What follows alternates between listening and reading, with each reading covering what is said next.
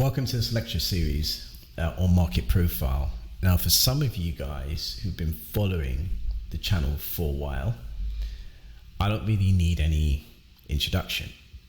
But for some of you who've just come to the channel, well, welcome aboard. I'm AKA Greedy Trader. People who know me well often just call me Dan.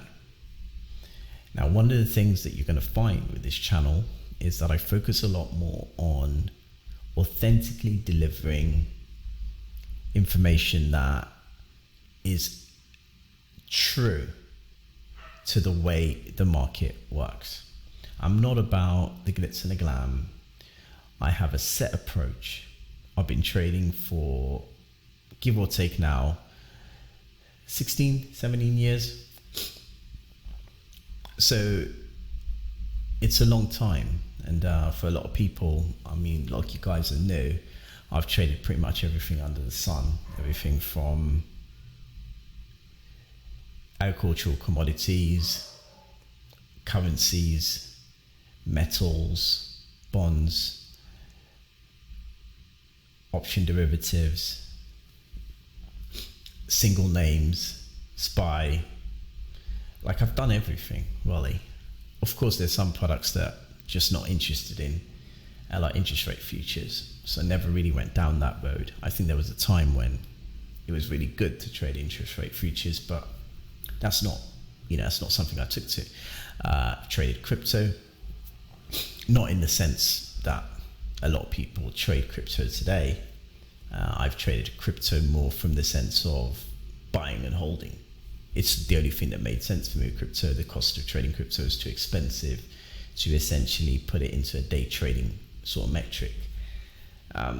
So I like to think that I'm quite versatile when it comes to asset classes. That said, I'm not all over the place. I have a set system, I have a set strategy that I follow.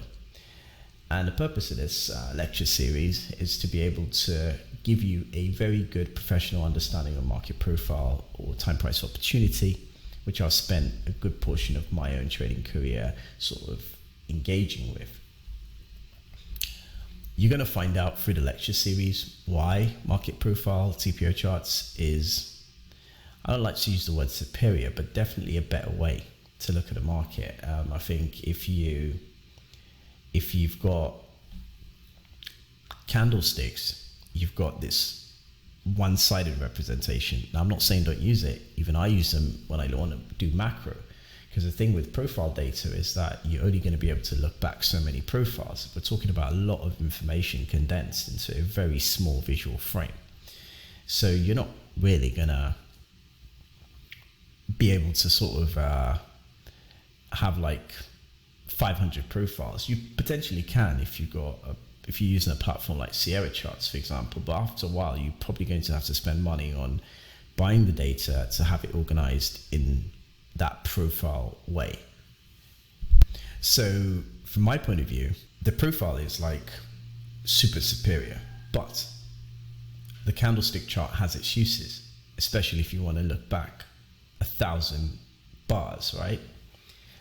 You can do that on a candlestick chart, which means it's great for macro type analysis when you want to analyze a broad data set, maybe really, really quickly, and put some lines on the chart or look for some levels or some areas. You're going to find candlesticks useful. Outside of that, if your trading window is anywhere from intraday, day trading to, let's say, a swing trader, then you're probably not going to need a candlestick chart at all. All right, so bringing us to what we're going to need to be able to complete this lecture series comfortably and also be able to follow along. I'm going to tell you exactly what you're going to need. But before I do that, I'm also going to talk about what you can hope to expect. Now, first and foremost, I think you can hope to expect to be able to trade proficiently after completing this lecture series. So, for example, if you've never traded before, I would expect that you will go back and look at some of the previous content I've created, either on the YouTube channel, but I'm going to give you a better place to go, which is leave a link in the description below, which is a link to my Udemy courses, that are free to cheap, that you can immediately engage and do those basics. So I don't have to do this lecture series from the I'm going to do my best to do that anyway, but I don't want to really go back to the very, very basic of market profile, because again, if you're already searching for it and you're trying to, which is probably how you found this channel, you've done a very deep dive, because as a smaller YouTube channel, often YouTube doesn't really promote. I mean, my YouTube channel's been around for a decade, but as you can see, the content I do is very learning based, educational, and it's not the kind of content that often appeals. I've tinkered with my channel. As you can see, I've got different types of videos covering different types of ideas and content, but my YouTube channel is my pet project, right? So it's not grown massively. I haven't probably put the time in some YouTubers have to their YouTube channel, so I'm not a huge finance YouTube channel, but essentially I like to think the content I put on here is really, really good. You're not going to find it in too many places, but that's the thing. In order to find my YouTube channel, it means you've done a really deep dive into the subject. So if you're coming into it, I would say start initially with some of the content that I do have, and that should give you some foundation. So this part of the course is going to be easy to follow. Now, of course, it's free on YouTube, and I'm going to have sections of this course which is going to be available for premium members on my Discord, and they're going to be sections of this that are going to require you to log into the free section of my Discord server. It doesn't cost you anything, but I post a lot of updates there, I would post a lot of charts there, and that Discord server has been going for quite a number of years, so there's quite a lot of stuff that you can go through if you join the Discord. So what I'll also do is I'll put a link in the description below for the Discord. I think that will be important. It's a great way to keep in touch with me. If you want to talk to me, you can DM me directly, but also you're going to have a wealth of information.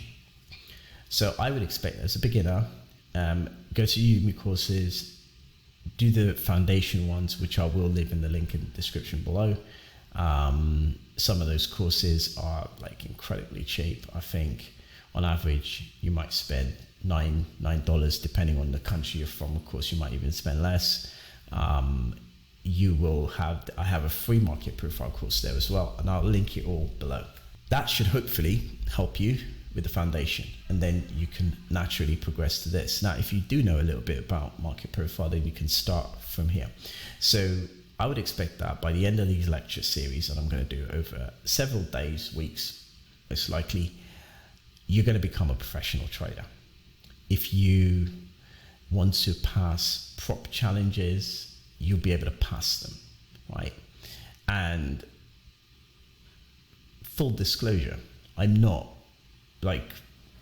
a member of any kind of scheme to get you doing prop challenges or anything like that, but these have become part and parcel of the industry. I've taken prop challenges myself. I've passed those prop challenges. I have those live accounts.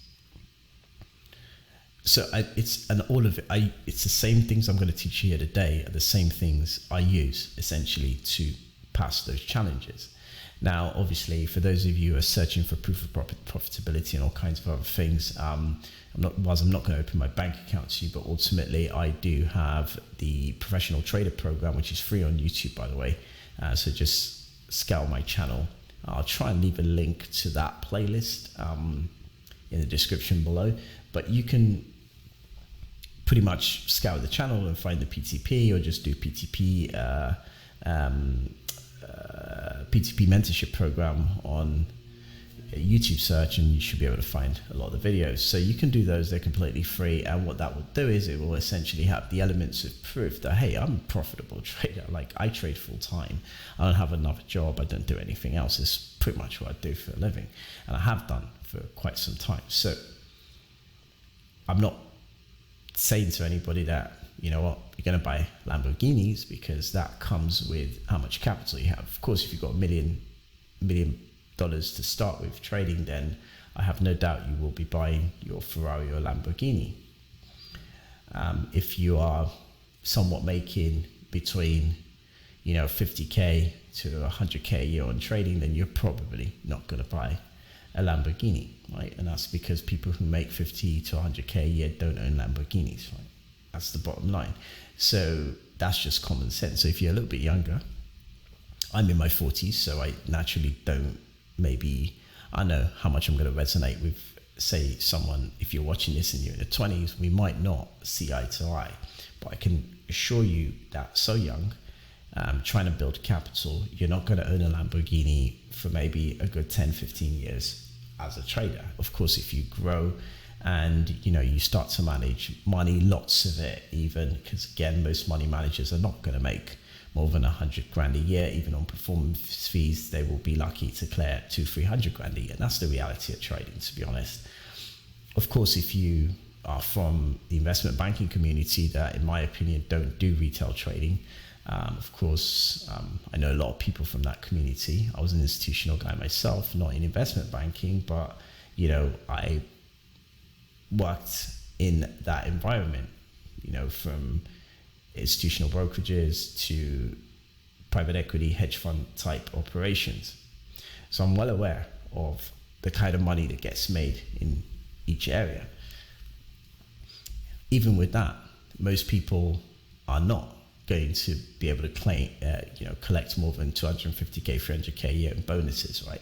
And that's for the investment banking crowd. Of course, if you manage to make, $1 million, $2 million in bonuses, then you're pretty decent, market maker or sales trader, depending on what side of the investment bank you're on.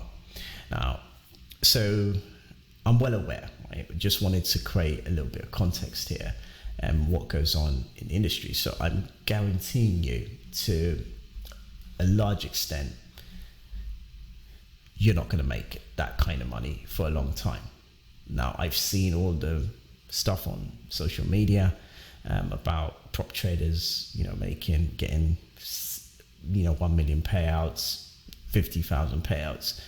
What you might not know is that some of these people do refer traders to prop firms, and that will be bunched up in the kind of money they make too. It's just a consideration. Now, I don't know if this is the case for a fact, that their payouts are, their payout commissions for referrals are included in their overall payouts. I don't know, but my feeling is that if you see a random trader said, I got a 1.2 million payout, then you have to ask, how many accounts are you trading in? Essentially, how much money have you spent on challenges? It has to be a big question. As a new trader, if you're getting into that space, I would say start with smaller accounts. Everything I promote on my YouTube channel is targeted towards traders who have small accounts. In my experience, I haven't really come across too many traders starting trading with over 50 grand. Right, and smaller, on average, most of the traders I've encountered are starting trading with anywhere from 5k to 20k. This is, for me, is all small account territory. I've always held to the view that you don't need to have more than a certain amount of money in a brokerage account. I don't think you need to be having 1,600k in a brokerage account. I mean, the risk on that is even pretty high. If you're in the UK, for example, the Financial Services Compensation Scheme only covers you for 85k. So if something goes wrong, you're only going to be able to recover 85k. So in my opinion, it doesn't make sense having 100k in a brokerage account. So I would assume that most traders who are going to trade for a living or going to grow are going to have anywhere from, let's say, 15k to, let's say, 50, 60k on the high end, right? With that kind of money, you should be able to comfortably day trade or make a living from that account, right? And you have the money in there primarily because of margin reasons, right? If you could get massive leverage, for example, then you're probably not going to need anywhere near that amount in a brokerage account to make a living from trading. And I'm going to show you how you can do that regardless of your account size. Well, I'm not saying, of course, you've got a $500 account and you need to rethink the whole thing, but if you essentially have, well, it also depends on your country. I should probably shouldn't say that. If you've got a $500 account and you're in a country where obviously the cost of living is much lower, then that might be adequate to trade. You just trade with smaller sizes, but you won't be able to trade futures, for example. You're just not going to have enough margin for that. But you can definitely trade CFDs, right? So, and I trade CFDs as well. So it's nothing wrong with trading CFDs. There's all these ideas in the space about whether futures trading is more professional than CFD trading. It always amazes me. The kind of arguments that exist in trading, it's almost to a large extent laughable, because let's be honest, it's all fucking, you're making trades. If market goes in the direction, you make money, you pay a cost for that. If you take the time to add up the cost you pay on the one cent bid offer spread on a futures contract, I'll give you an example. If you're trading the agris, let's say live cattle, you're spending about $4.10, one side out. So you paid about $8.20 in commissions for that trade, right? If you're trading some of the more cost-effective products that have a lot of volume in them, like crude oil, you're still going to pay approximately $3 to $5 in commissions round turn. That is no different from CFDs, even when you include cost of spread, right? Spreads obviously have their disadvantages. I don't even need to go into those, but in the end, for me, it's all trading. So whether you trade a CFD or you trade a futures, for me, it's all trading. If you can make money, you can make money. It doesn't really matter what you trade. If you just have to ask traders, going back, say, 15 years, 20 years, and ask them what the cost of trading was. Ask them if any of this stuff actually existed. So the arguments I see today, where people are like, oh, well, I want to trade futures because there's no spreads, blah, blah, blah. I'm like, Jesus Christ. These lot need to have been trading 30 years ago or 20 years ago. You talk to some of the older guys, they'll tell you it's bloody expensive to be a trader. And, some of the, guys who've very, very, very successful, you'd say a lot of them used to be in the old style prop firms where, you're paying high commissions to make the trade and you're giving away 50% of your profits to a firm. Yeah, it's what it is. But all that aside, I think it was important to create that context on what your expectations. I find that if traders don't have expectations, then, it's just going to be bad all round. Trading tends to be more hectic because you've got these weird expectations that next week you're going to buy a Lamborghini. No. So the one thing I can guarantee, don't guarantee much, but I can guarantee that you're going to learn a lot and you're going to be a profitable trader if you follow exactly what I tell you to do, right? If you follow, practice, ask me questions if confused, you're going to be a successful trader and you're going to be able to make money. You're going to be profitable relative to your account size, of course, but you're going to make money. So if you're that trader who's not been able to be profitable, if you're already profitable, then you're probably doing something right. You don't need to be watching this. I'm telling you this 90 minutes into this chat, but reality is that if you are a profitable trader, then please just go now, just leave. Because you're not going to get any more value than what you should get, which is profitability. If you're profitable to the tune of 1% a month, well, you've got an edge there. It's a 1% a month edge. Just scale up on capital. That's the best I can tell you. So if you're making 1% a month, then you might be able to pass a prop challenge after several months, and then you keep making 1% a month and you're still going to be successful. So if no matter what edge you've got, if it's a profitable edge, which means that at the end of a given period it results in a positive expectancy, then you should probably, you won't need stuff like this. But if you're new to trading and you don't want to get into the loop of, oh, well, I started trading, I lost like a ton of money, and then I learned all these amazing ideas, and then I started to become profitable. You want to avoid all of that, because the thing is, it can be avoided. It just depends on the kind of mentor you work with, or who's willing to kind of show you the path. So starting with market profile means you're starting at a professional end already. I think it's still less than 10% of traders in the entire trading arena talk even about market profile, and this extends to the largest traders in the world. We're not just talking the small ones, even the larger ones. Not all of them have an understanding of it. In my opinion, it's way easier to learn trading with the profile. It takes away a lot of emotion, but because you're successful as a trader, it doesn't mean that you didn't go through the same evolution as every other trader, which is starting from the place that someone showed you to start from. And I think that's the purpose of this, is to be able to start you from a place that's going to guarantee your success down the line. Yep. So you can expect that here. And if you're doing this and you're not profitable, then join my Discord server, DM me and say, I've been following what you've been teaching and I'm still not profitable. And I don't mind, I will spend a little bit extra time with you just to make sure that you become profitable. But I'm pretty sure that these videos are going to be sufficient enough to guarantee your profitability. Whether you trade, and the thing about market profile, regardless of your approach, what asset class you trade, whether you trade the NASDAQ, which is on my screen now, you trade corn, which is on my screen now, you trade cable, which is on my screen now, or you trade crude oil or WTI, it's going to be the same, right? Or you trade gold, it's going to be the same.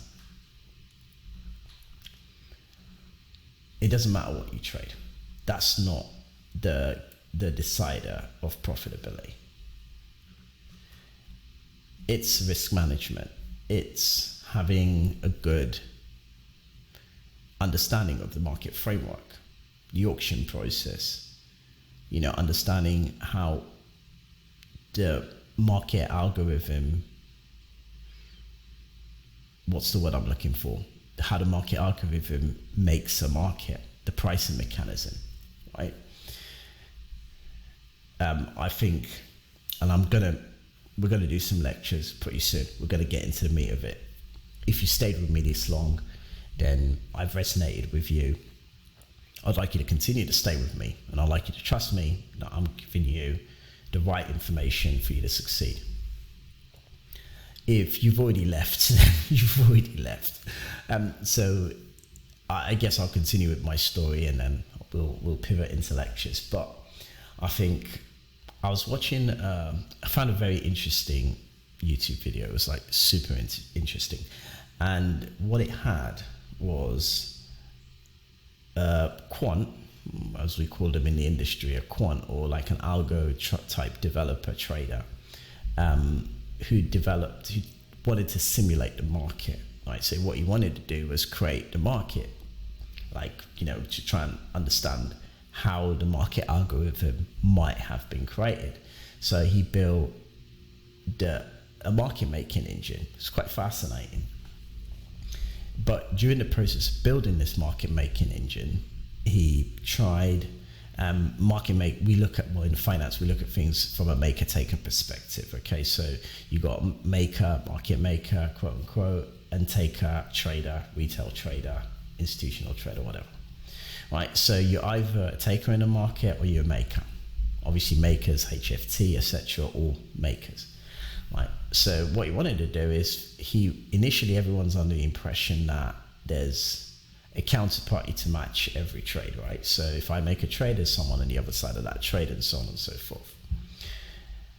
So he created a model, right? A market making engine model that would essentially print price based on the fact that there's one trader and there's another trader on the other side of their trade.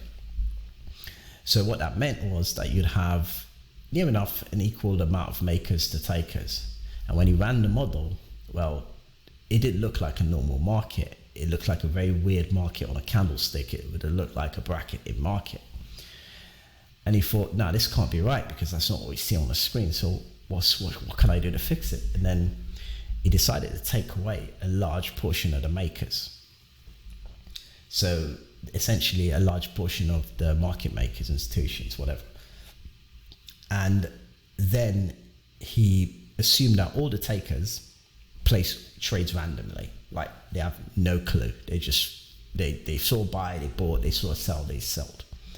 Right? And then the makers were a small amount, and they were responsible for essentially making to those traders.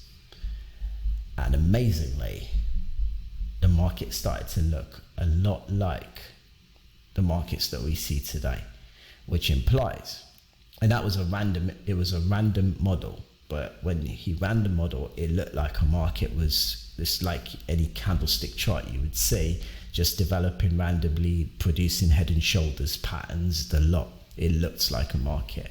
And all of a sudden, it should click for the average trader that the market makers are very few, the takers are very many, and they place random trades. So that tells you one thing, that the trade that you place is going to get booked by an algorithm that is not working on any logic whatsoever beyond the logic of there are a few market makers and all the takers place their trades randomly. So at that point, I'm going to book every individual trade that I see. And what would that look like? So in a way, that whole experiment validated random market hypothesis, right? That essentially trades are random, the markets itself is random, and as long as you have a small amount of makers and a large amount of takers, then the algorithm that is responsible for that pricing mechanism should be able to book all those takers' trades, and we should have a market that looks a lot like we have. It also goes to show that even though the takers, their trades are all random, there is a degree of structure to how the markets are made, which essentially means the markets are math. So if you have a good statistical understanding of the market, but you also understand how the algorithm would book those trades, then there's no reason why you ain't going to be successful. And for a lot of traders, that's the more technical understanding they don't have. Right? Through market profile, I'm going to be able to show you that technically, how that's going to tie in. So to rehash, going to be going through this lecture series patiently. Like I said, a portion of the series will be available for my private members on Discord.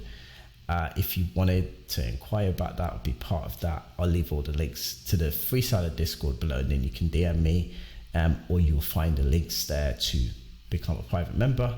And if you are, essentially, you'll be able to get a lot more lecture series around the profile, and a lot more, but again, you'll be able to at least get the lecture series completely.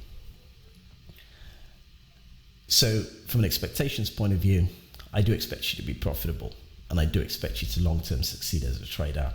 I do expect you to learn a hell of a lot, and I also expect you to understand how markets are made and how you can profit from them in a very logical way.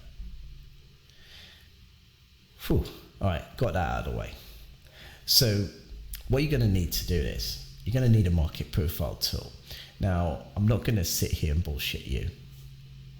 TPO charts are not cheap. If you find someone who's got a TPO chart for free, let me know. Only the big firms deal in them, Sierra Charts, NinjaTrader. You can get access to this stuff, TradingView, but it's for a subscription per month. It's a way to go. You can sign up for TPO with any of these companies and you get a working TPO chart.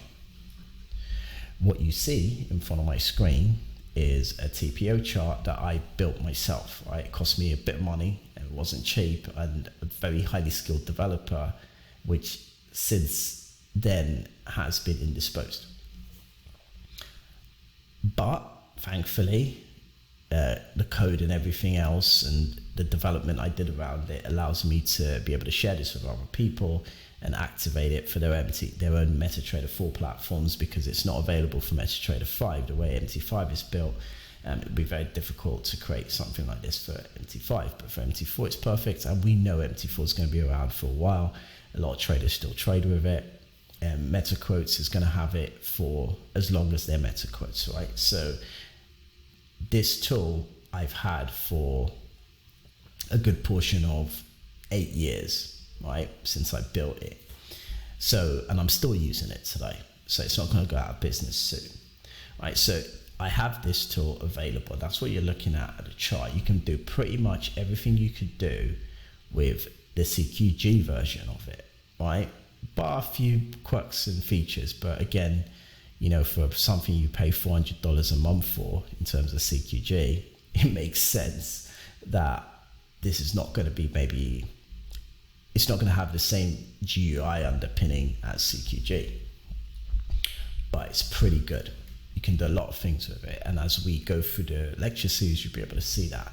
But you're going to need it, right? So you can choose to go with my version, which is going to cost you a lot less. You can take a look at, join the Discord server and DM me. I can give you access, not a problem. But it's a lifetime offer, so it will cost you 200 quid at the moment for lifetime, right? Once you got it, it's activated. You can use it. If you want to do it on multiple MT4s, just let me know. I try and limit it to free for API, for server reasons, but so free people, you can have it on 3 MT4s to one person. But after that, you need to get in touch with me and let me know that you're going to want it on more MT4s. Right, so for 200 quid lifetime offer, and it's not per MT4, you give me 200 quid, I'll enable it on 1, 2, 3, so you got it for a free MT4. It's a bargain, right? It's a bargain. Like, I think I have the cheapest TPO, the functional TPO in the entire human freaking history, right? I know it for a fact. And the only reason I charge for it is because I need to maintain the service. It's a bit crazy, having all these validation things for MT4s, but essentially just did it all for free. I'm a good Samaritan, but I'm not that much of a good Samaritan. But you're going to need it, right? So whether you go take the paid versions and you pay monthly on a subscription, maybe you already pay for Sierra Charts, so you just need to upgrade the package, or maybe you already pay for NinjaTrader or something, and whatever. If you don't have to spend the money for it, fair enough. But if you want it, don't cut corners. Don't go to candlesticks and try and make it work on a candlestick. Just get it, lifetime offer, done and dusted. So you're going to need that. Beyond that, I know pen and paper, but the TPO is the first thing you're going to need. So before anything else, you should probably get that. Like I said, if you need it, just DM me, link in the description below. All right, good. So we covered all of that. So let's dive a little bit now into the lecture side. So we spent about 30 minutes just giving some context, some introduction. As you get to know me over the lecture series, I'm sure we'll get a little bit more comfortable. Use the comment section for questions only. I will, for this lecture series, I'm not going to enable comments. Comments will be enabled, but in the background. So if you leave a comment, if it's a marketing comment, if it's a bot comment, none of it's going to show up, right? So if you've got questions about what we learned, use the comment section to communicate with me. I will respond to the comment section for this series. So even if it doesn't show up straight away on the comments, I have seen it, and I will read it and I'll answer it, and then I'll publish it on the comments for everyone else to see. But I'm only going to publish comments. So there might be 0 comments on this thing, but I'm only going to publish comments that are question related to what we cover in the lecture series. I don't care about the YouTube algorithm in this regard. If you're here with me, I know you want to learn, and I'm trying to help you to get to where you get legitimately. It's very possible that what I talk about, what I show you might have seen with another mentor or some other person trying to teach about trading. Because again, these are not necessarily private secrets. It's just an organized way to look at the market, and I'm delivering that to you. I didn't invent market profile. Someone else did. There was an entire CME handbook on market profile at one point. So there's no doubt in my mind that you are going to be able to do this for sure, but you are likely to have encountered people talking about it. And if you have, not an issue. Some of the things might overlap.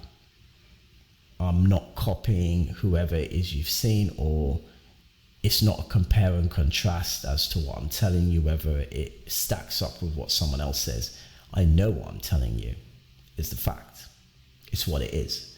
It's what's kept me as a trader for all these years, and a lot of people in the professional space who trade retail or have had to press a button that was essentially a trade on a retail type trade would resonate and understand what I'm trying to say, right? And they'll get it, and they will know I'm giving you the right thing. So if you have questions, I'm not that internet person that's, we're going to do this back and forth, and it's like, oh, I saw this person, you're not. I'm not doing any of that with anyone. So if you want to attack anything that I'm doing, you're not going to get, it's in a vacuum. You're not going to hear a thing from me. In fact, the public is not even going to get to see it. So sorry. I don't care. It's because at the end of the day, I think a lot of newer people come into trade and get misled and deliberately pigeonholed by marketers into just a specific subset of finance YouTubers who've really just cracked the YouTube algorithm, right? They're just really good at their marketing. They've cracked it, so they're ranking on it. Or they've done deals with certain individuals and they're posting a lot of these unrealistic profits all over the place. Some of them are legit, but we know a large number are not. And because they've got this huge following, the firms who work with them will do anything in order to get that following, spending money with those firms. So these days, you can't even believe anything you see on the internet. And also, whatever I teach you, that's why I asked you to get the TPO. So whatever I teach you, I want you to go back and practice, right? Look at it and see if it's real. All right, moving on. So one of the primary ways I talk about market profiles through 3 lenses. The first is time, right? And we can explore time not just on market profile, but on candlesticks. And I'll show you the compare and contrast. And I focus on liquidity. And when I say liquidity, I'm talking about market orders that are stock market orders. So essentially, they're market orders where the brokers recorded them to be placed at a given point in time, but they're not actually visible to the market. So those are what we call stop orders, right? So stop losses, buy stop orders, sell stop orders. They're all a combination of stop orders, right? They're market orders. And then they're limit orders, passive orders, which are available in the book. So that's liquidity everyone can see, but that liquidity can sometimes be quite nefarious, because obviously it's liquidity that keeps changing, right? So if you put a limit order in a book, you put, 200 contracts or something, or let's say, retail trader, maybe 5 contracts or 10 contracts or something, that will go as a limit order. So maybe you put a buy limit for 10 contracts. If market goes down to a certain price, it will be visible in the limit order book in the case of futures. If you're trading a CFD, then you can do a like-for-like comparison. Like you can look at futures limit order book and make your trades on a CFD. I've done that several times. But CFDs, of course, are contracts for difference. So they're not going to have that kind of order book stuff. They're a complete B-book, or they're completely booked by the broker, right? So they're the primary counterparty. However, if you're trading in an exchange, then you are going to have access to the limit order book, so you can see the central order book. And that, if you can see the central order book, it means that you can see those limit orders, but they keep changing. So people can pull them and put them, pull them and put them. So because of the kind of algorithmic practice that goes on in markets today, in my opinion, it's not that reliable. However, if you're trading something like a small cap stock, then you're going to find that limit book quite useful. But if you're trading crude oil, for example, good luck. You're not going to get much from the central order book. It's the reason why other tools have become available. As we go through the lecture series, if you want to get really deep into order flow, I can make a few recommendations. For example, there's Bookmap. I'll leave a link to Bookmap below, which allows you to kind of get that visual order book where you can see order book clusters, right? So where certain orders cluster, and it gives you a heat map representation of order clustering, which is massively useful. Yeah, that's the one thing I'll say is super useful. If you had a heat map and you wanted to kind of rely on that in relation to market profile, fair enough. I think the more tools you have, it becomes a crutch. But on the flip side, we live in markets that are fast moving, and I would never tell anybody don't use a heat map. I use one myself. I've got two recommendations for it, just so you've got options. One's a little bit more expensive, but a little bit cleaner, and another one is just, they're new to the market, more or less, but they're pretty decent, and I've tried both, so I know both do exactly what they say on the tin. I'll leave links to Bookmap and Atas, which are the two below. Awesome. So let's backtrack a little bit.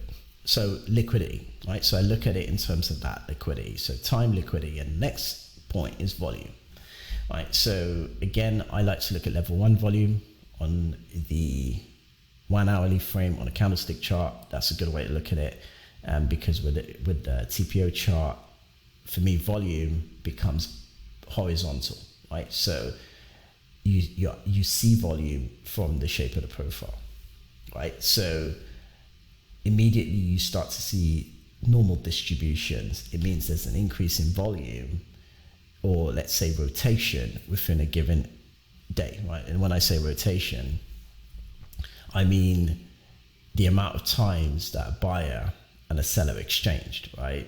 So if I bought an apple and I sold someone an apple and they sold me back the apple and I sold them back the apple, whilst there might be less of me buying and selling apples, but on that day, there was a lot more apples bought and sold between each other, right?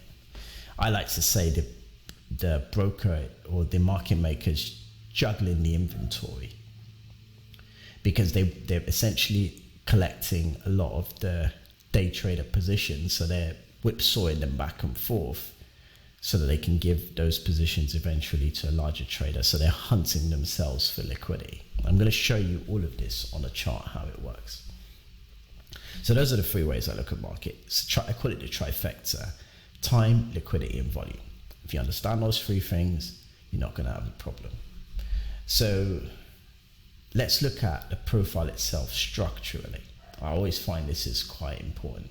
A couple of things you can do. So I'm going to expand it out a little bit so you can visually see and understand what's going on.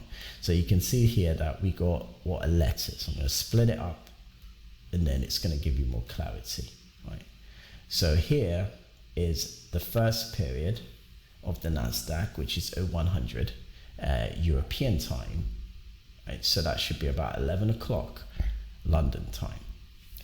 I'm a Brit, of course. I like to refer to London time a lot, even if I'm not in the London time zone, right? I'll always be talking about London time because it's a major center too, right? So that's a time equation, but we're not going to start with that yet. So we got start of the session, right? So we've got those weaker liquidity sessions where not a lot's going on.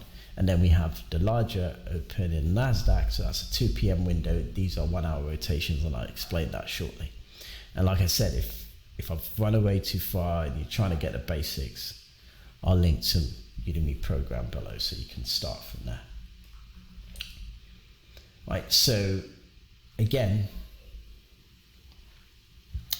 I'm hoping you're getting the picture that these are rotations, right? So each rotation is essentially an hour. So I call them rotations because we've got an A period, B period, C period, and each period has been set to 1 hour. So each of these periods is a rotation, right? A movement back and forth. And at the close of those auctions, you can see the dots, and then the open of the new auction, the dot to signify the close, the open, the dot to signify the close, right? This is arrow here represents the open of that 11 o'clock bar. And then of course we got the NASDAQ open here, which is normally typically small a, if you configure it exactly the way I do it, which is, and I'll just show you here for some context.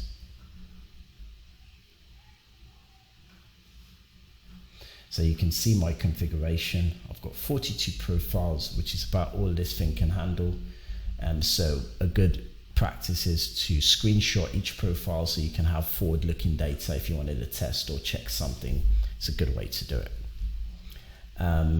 Daily 30-minute rotation for the NASDAQ. I use 30 minutes because the NASDAQ actually opens at 2:30 as opposed to an hour, and everything else I would use an hour. Midnight, obviously we've got 2 digits after decimal place, but it's a 5-digit number. So by putting 2000, what I'm doing here is essentially looking at the scale from here, 1, 2, 3, 4, right? So essentially I need a bigger number to mirror the NASDAQ row. So each letter is one row, and that's what's reflected here. So if we, whoops, let me get back. So if we go back, split this one again. So we can see that each letter, if we just measure that from here to here, you can see it's 2000, right? But really, based on NASDAQ points, we're looking at 20 NASDAQ points, right? So that's the purpose of these rows. Hope this makes sense. So here, 2 o'clock, 2:30, market open, and then obviously we go into Chicago and then we rally. So that's rotations, right? So each letter is just a time period. Now, the beauty about the profile is that we can condense this information into horizontal. And what that teaches you as a trader is that whenever you see a low liquidity consolidation like this, there's volume being generated either side of it. And when we condense that, it should look like this, like a bell curve. Zoom out a little bit. So this is what we call a normal distribution. So if you see one of these, you'd assume that the market is likely to break in the direction of the resistance in this. So for example, if the market opens here and then trades upwards, then I would assume that we're going to get a bullish run. If the market opens here and then trades downwards and then starts to hold under these levels, then we're going to get a bearish drop. Right? And that's the way we would look at the intraday as collectively. So these distributions here, they do effectively reflect what's going on more from a juggle inventory point of view. From a CME speak, is they will say they're short-term traders more than they're long-term traders, and that's why we don't get a lot of movement. Now, I question that to a degree because this was written at a time when we didn't have all the algos the way they are today.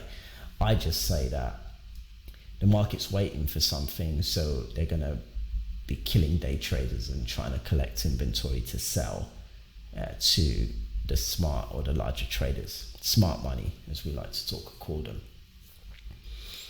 So that's pretty much what we can visualize here, right? Market profile. So hopefully at this point, you understand what the rotations are, you understand time, and you also understand how we perceive volume on a profile. Now, all of that said, we have a few statistical benchmarks. We have the initial balance, or the opening range, I like to call it, and we have the value high and value low. If we condense these, that's the value high, VA high, and that's VA low, right? And that's where 70% of the distribution is. As we go outside of that value, we are going to be more or less in an area of excess. And as we go below it, we're in an area of excess, and the market will always mean revert, or to some extent, it will come back to value. So again, as a profile trader, you'd always expect that if this profile opens, it will look for its value on this profile, like it would decide what's value. So example, we open the profile within value, we trade in excess, we go back to value, we come out eventually, seek some liquidity, and then end up going back into value, right? And then we go above value, and then we come back into value. So the market does like to reference value, right? And depending on the tightness of that value, so value heights and lows very tight here, and here it's quite wide. So there's slight higher value perception, but then there's a normal distribution at the top. Immediately that tells you that we went up, we somewhat distributed, so the market kind of went into consolidation, which means that people were taking profits most likely, and eventually it dropped back down to the prior value reference, which was here, which was pretty much the end of that move for that day. So these markets, there's a degree of order to them, and the profile helps you untangle that like really, really quickly. So hopefully you understand now the concept of excess is that if a market is trading way above value, then there's a chance that it's going to revert back to value at some point, right? And take, for example, today, right? I can easily deduce that based on the build-up, right? So you can see we initially opened here, ran up, and then we accumulated. Now, if we keep printing to the upside, which I think we're going to do, then we're going to get a bullish run. And as you can see, we moved away from value briefly over several days, but we're back referencing this value. In my opinion, it means that there's a chance for a much bigger break. And we can already see that developing from the stacking that we're seeing at these levels, right?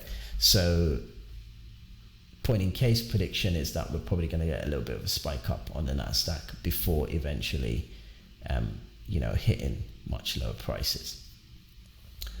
Again, if you split that, you can start to build a picture of what's going on here, is that we're getting this build up here, so we might end up melting upwards. Again, the profile is a good reference point for that. Equally, on the downside risk, is that if we open, we trade under this level and hold, and we get mean reversion back to the low.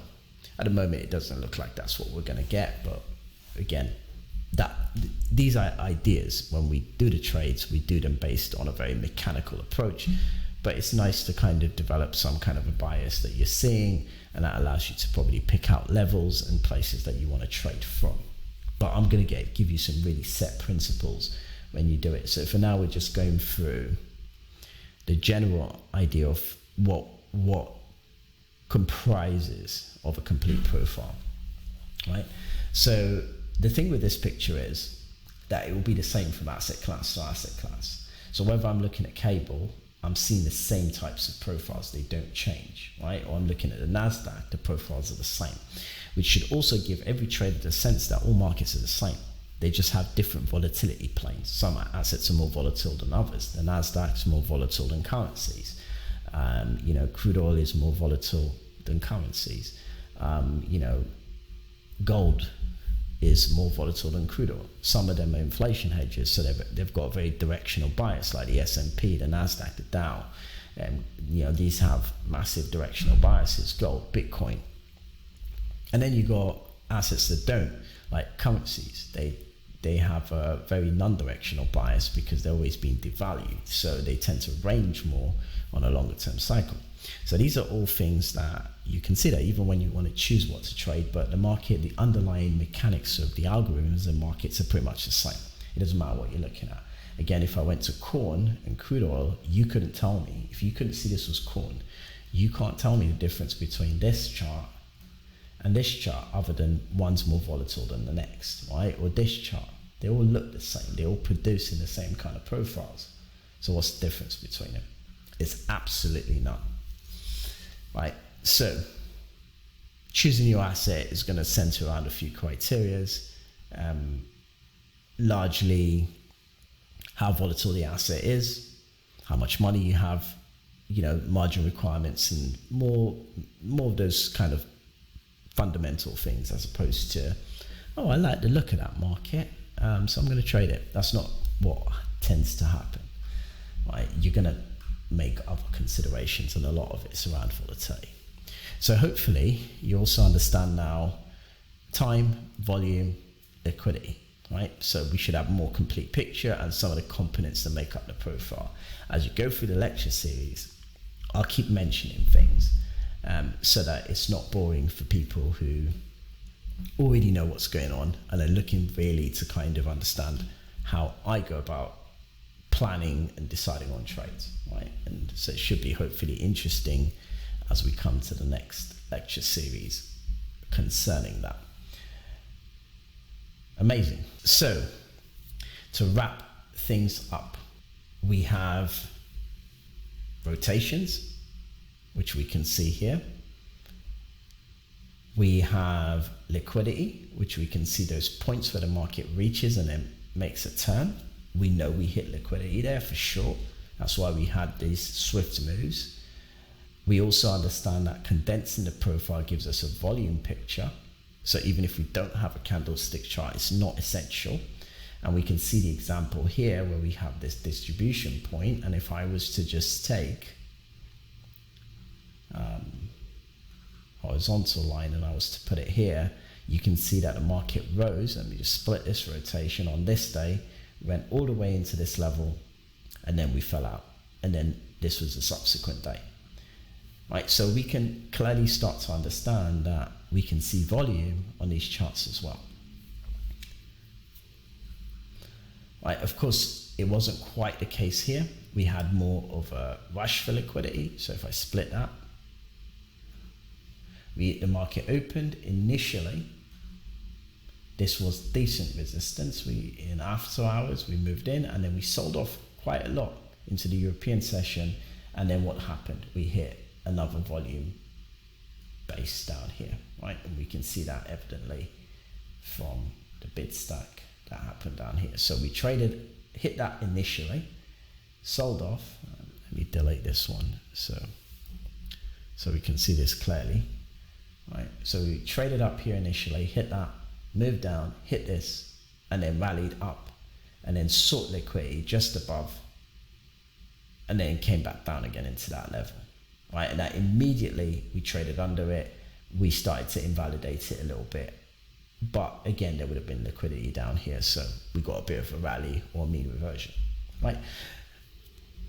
So it's really easy to plot. So that's the volume side of it, right? So I've shown you an example of how that would work, right? And it's exactly the same if we look at, say, cable, right? This is the pound. Again, a lot less volatile than the NASDAQ, as you can see, right?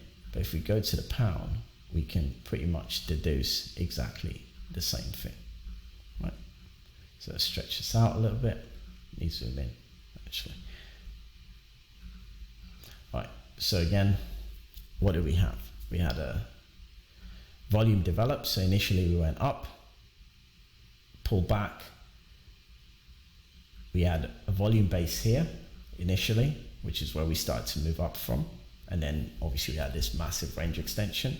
So again, from the moment we started to trade above the high of day, this was the high of day and we didn't have a mean reversion back into value, it became clear that we're going to go up for the day. So you can start to see how easy it is to develop a bias. Now, this is a daily profile, right, with 1 hour rotations, right? So the profile itself is 1 day. We've already got a daily bias without having to look at another chart. We don't have to keep breaking the chart down weekly, monthly, daily. We can just look at the profile as a daily profile, or we can get a monthly profile and put daily rotations, which means that we can then see each letter will represent a day, and then we can see that against the wider monthly profile. So we can have a monthly bias. So if I was looking at this and I'm seeing this develop here, I'm like, well, the support's down here. We have a long daily bias. So the daily chart is essentially implying that the market's going to go long. And then we see more of a build up down here, right? So again, we can see that volume aspect. So we got buyers here, and we had a reasonable amount of sellers here, and possibly buyers. Now the only way we can confirm that is if we start to trade above the normal distribution, right? And then we get this elongated trend day, right? So we get up, and then you can see how that thing skyrocketed. And also we've got some excess here with what we call a responsive seller. And very quickly we see that once this level was broken, we had a run on stops from there, because the big sellers would have been standing here, and that break is going to mean a run on stops.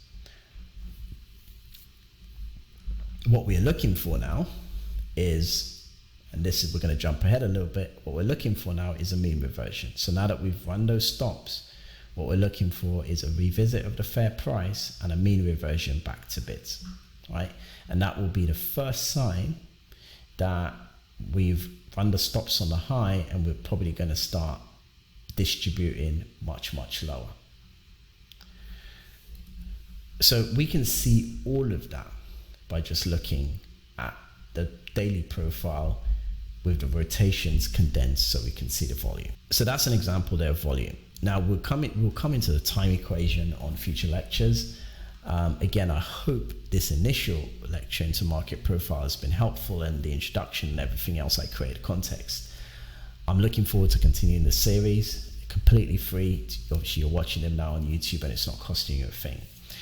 However, if you want to get a continuous sequence of these lecture series, you're going to have to join the Discord, but also join the private members section, and I'll be able to provide you a lot more detailed insights and a lot more cohesive, structured lecture series coming from the ones you've done here. But you're going to be able to get all the series, as opposed to maybe I'm going to do this one, next one for free, and maybe I go a little bit more in depth on the third one, but that's going to be available for private members. So certain things are going to only be for private members, because again, this is the place where you're going to be able to see positions, my trades, ideas, thoughts. So it's going to be a more comprehensive trade desk. Here's just more an introduction, so take it as it is at the moment. I'm sure as you get used to me and understand what I'm trying to tell you, and you try some of this stuff and it works for you, you'll understand that this is where you need to be for learning. Hope you've enjoyed it so far. Like, subscribe to the channel. At least it will help the YouTube algorithm push this series out there more. We get more people in, and we can grow the community in a way that is trusted, and you guys can get the maximum benefit. That's what I'm about. I'll give as much value as I can. Awesome stuff. Till the next video. Adios, guys.